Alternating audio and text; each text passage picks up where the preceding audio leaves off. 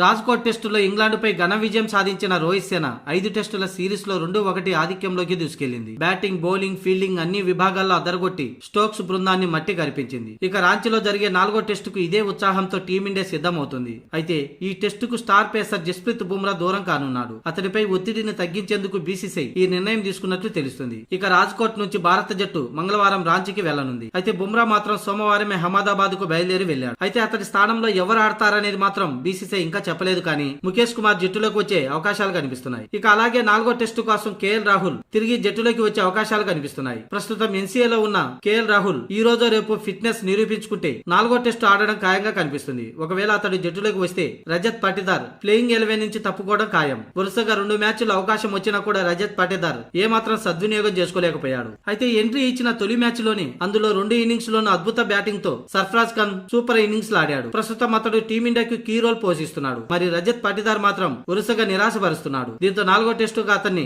తప్పించడం పక్కా. దీంతో అటు బుమ్రాకు రెస్టు, ఇటు రజత్ పాటీదార్ పై వేటు. ఈ 2 మార్పులతో టీమిండియా 4వ టెస్టులో బరిలోకి దిగనుంది.